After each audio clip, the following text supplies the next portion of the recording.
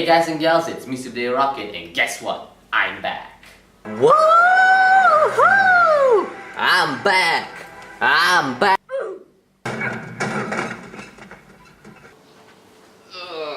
My back.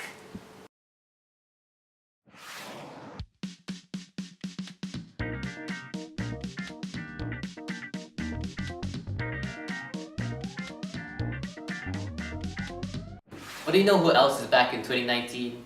Emmett here. There you go. That's right, after 5 years of waiting, the sequel to the Lego movie is almost upon us. So, to celebrate, not only am I going to be reviewing the Lego movie, of course I will be also reviewing the two spin-offs that have been released, which of course those were the Lego Batman movie and the Lego Ninjago movie. So without further ado, let's kick off this new year with the Lego Movie Marathon.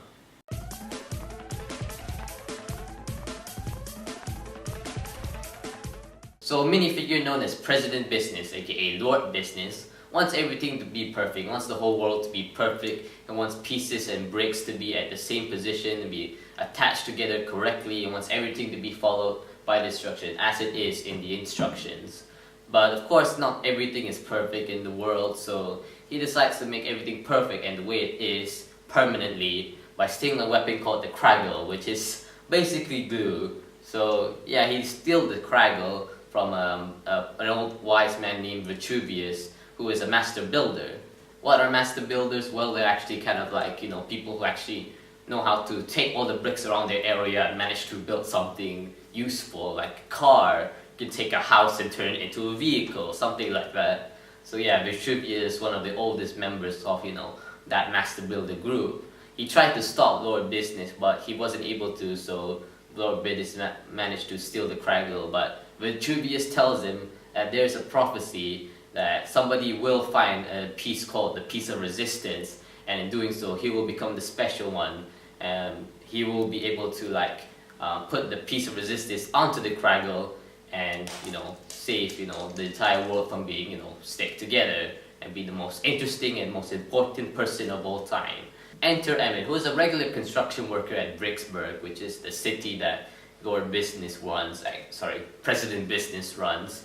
And then later on, Emmett accidentally finds the Piece of Resistance underground and accidentally becomes the special one once he accidentally, not accidentally, he kind of was urged to touch the Piece of Resistance. So yeah, he became the special one by accident, but Vitruvius still thinks that Emmett is still the special one, even though he doesn't really have an original idea in his life, and he's just a generic minifigure, and he's not even a master builder. So yeah, even though that's the case, Vitruvius still thinks that he is the special one. And throughout the adventure, Emmett does really feel like he is actually the special, but later on, Vitruvius gets killed by Lord Business, and Vitruvius tells him that the whole prophecy is actually made up.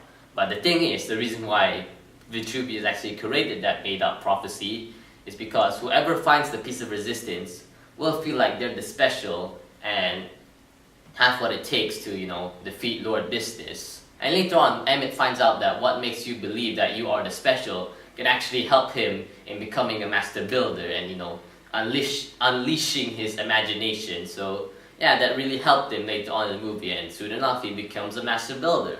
So yeah, I really like this idea for the Lego movie because, Lego is all about, unleashing your imagination. You can create whatever you want with all the bricks you have. You don't need to follow the instructions. So yeah, it's a pretty good idea for the Lego movie. And even back then when the movie first came out, I actually really think that this was a good story for a Lego movie. And back then I wasn't really into the whole movie reviewer thing. Back then I was just like, playing Legos myself. Let's fight. There, challenge accepted. Fight. Hiya! This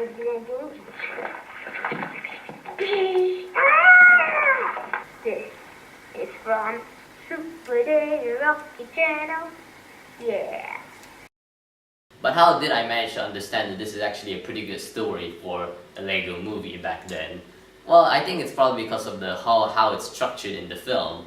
I kind of feel like they actually made it loud and clear on what the message is in the film, and both adults and kids alike can actually understand what the message is. So yeah, I kind of feel like that's a pretty good on them that they decide to display loud and clear on what the message is in the film. I also like that they managed to add in the real world into the mix. So basically this whole Lego world is technically actually a part of a basement of somebody's house. These are all just collections of Legos that he has. And then later on, like, his kid, his son actually finds this basement full of Legos and actually mess around with it and actually creates the whole story happen and creates all the cool vehicles and all that happen, to sell toys. But yeah, it's actually pretty cool that they managed to incorporate the real world into the mix. And I really like that the final act managed to show both of them, flipping back and forth between the Lego world and the real world. Actually, whatever happens in the real world actually affects the Lego world in some kind of way. And I really like how they managed to do it in the end of the film, like the final act of the film. And I also like that both worlds managed to have the same happy ending at the end of the film. So yes, I really like how they managed to incorporate the real world into the Lego movie. It really fits well in what's going on in the movie. So yeah, I appreciate the inclusion. Now let's talk about the characters in this film. And we got a pretty good cast of characters in this film. First off, let's talk about Emmett. Even though he's considered a generic construction worker in his world, he still became a lovable character to a lot of people. And I think the reason why that's the case is because of how he, reacts to stuff, how he reacts to something dangerous. He'll be very scared, and when he reacts to something awesome, he'll get really excited. I think that's one of the main reasons. It's all in the reactions he'll be getting, if it's dangerous or even awesome, you're still gonna get a big reaction with Emmett. So I think maybe that's the case and why people love him. Next we got Wildstyle, which is considered to be like the badass woman type character for this film, which makes sense and it does really fit in this movie. Sure, you can replace with something else, but it's still a good idea for this film, and they managed to do the whole badass woman type character nicely in this film. So yeah, that's all I have to say about her. Next we got Lego Batman, which is perfect for this movie because Lego Batman is considered the most popular brands that Lego has, so it makes sense that he's in this movie since it's made by Warner Brothers. But although it's not the same Batman that we're used to, it's a bit more of a cooler and edgier type Batman, which kind of makes sense since it's all in a kid's perspective. So I think a kid might make Batman cool and edgy. So it kind of makes sense that this type of Batman is like that. Next up we got Benny, which I really like because he always likes to build spaceships, and whenever he actually wants to build a spaceship, he always goes crazy, like a crazy old man in some ways, which makes sense because he's a classic spaceman minifigure from the 80s, so it makes sense that since he's old and the paint on his chest is like scratched and the helmet is kind of chipped off like usually the helmets do. So yeah, now it's kind of like he's kind of old even though he kind of sounds younger, so it kind of makes sense that he kind of acts like this whenever spaceships are brought into the picture, which I actually really like. It's a pretty fun character. Next we got Unikitty, which is a pretty neat character. She's all about rainbows and happiness, and then when things go wrong, she'll become very angry and become a big angry monster in a way. So yeah, that's a neat idea, but I always wonder how they managed to get the idea of this because it doesn't feel like it's based on anything from the Lego company that they made. It's a bit of an odd concept for a Lego movie, but it's still a nice character nonetheless, and come on, you got a TV show, so yeah, it's becoming popular now, so yeah, it's alright. And then we got Metal Wheel, which is actually a pretty interesting character because he's actually a Lego pirate that got his body ripped off and replaced with like a big robotic body in a way. It's actually pretty cool, but it's a bit unfortunate that he's the one that got the least amount of attention out of all the other characters. So yeah, it's a bit unfortunate because I think kids are gonna have a kick out of Metal Beard if he got more, screen time and more attention because, I think the kids are gonna love like a pirate with, robot body. So yeah, it's a bit unfortunate he's the one that got the least amount of attention. Now let's move into the villains. First up, we got Bad Cop / Good Cop. Yeah, the main thing about him is that he kind of has two faces on each side of his head, and he keeps switching between the two. He's got the good cop part and the bad cop part, which is kind of, making fun of the whole thing of Lego putting two faces in the heads for, on the minifigures nowadays. So I really like the idea. It's actually a pretty fun idea. It's a bit unfortunate that the good cop part kind of got erased during like part of the film, and we kind of have the bad cop throughout the entire film. So it's kind of a bit unfortunate that's the case. I really want to see more of the bad cop and good cop relationship between the two.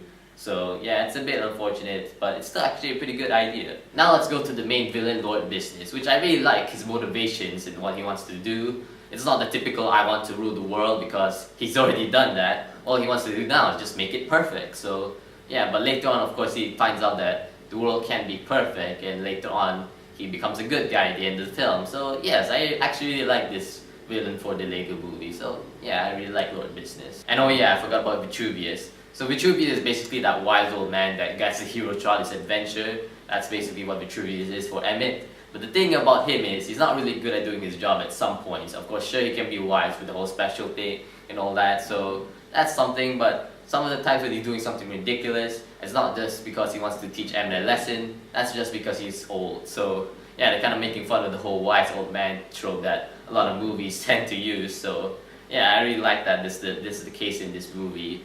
And now I think about it, they kind of do that a lot. Well, not a lot, but sometimes throughout the film they kind of make fun of the situation at hand, kind of like they're self-aware that something's gonna happen and all that. So yeah, I actually really like it. There's actually some pretty good jokes that both adults and kids can understand in this film, and I really like that. Of course, there's a lot more characters in forms of cameos because, you know, since this is the Lego movie, of course you're gonna have cameos from several different Lego type brands that they have throughout the years. Some of them are expected to be there, and some of them are a bit kind of unexpected in ways. It's game time. Y'all ready for this? Oh no, they were ready for that. But I really want to talk about the 3 other DC superhero characters that we have in this film, because they have actually a decent amount of screen time.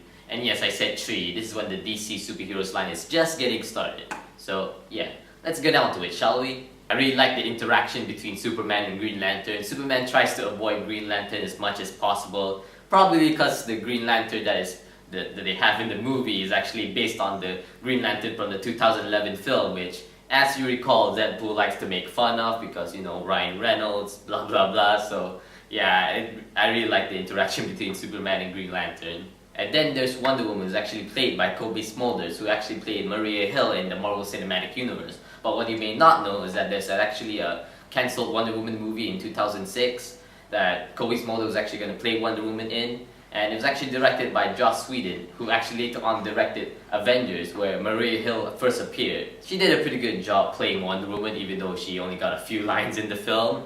But hey, at least she gave us this iconic line. Batmobile. Dang it. To the invisible jet! Dang it. What an amazing line, Wonder Woman. High five. Anyways, I haven't actually mentioned about the animation style in this film, which I should actually, because it's pretty good. Even though it's animation, they based it around Lego stop motion, you know, those Lego stop motion videos you keep seeing around YouTube. Yeah, they based it around that, which is actually pretty cool. The minifigures don't bend and move like regular humans, they bend and move like, well, minifigures. And I actually really liked this style when I was a kid because I actually watched a lot of those Lego stop motion videos, which lead me into making my own Lego videos, but I was too lazy to do stop motion, so in result you get what you see online now. So that's my review of the Lego movie. I actually really liked this film. I watched it when I was a kid and actually really liked some of the stuff in this film. And now looking back, it's still pretty good. It's still pretty good with a new review mindset in mind. So yeah, I really like the characters and the story, the animation style, and even the music. It really fits the Lego aesthetic well, and it really deserves the name, the Lego movie. So with that said, alright guys and girls, thank you for watching this video. I hope you enjoyed it. So yeah, I hope you enjoyed this first video of 2019. So yeah, looking forward for the next 2 movies to watch, and I also have something special planned for this, you know, Lego movie too, so stay tuned for that. So until then guys, rock it on!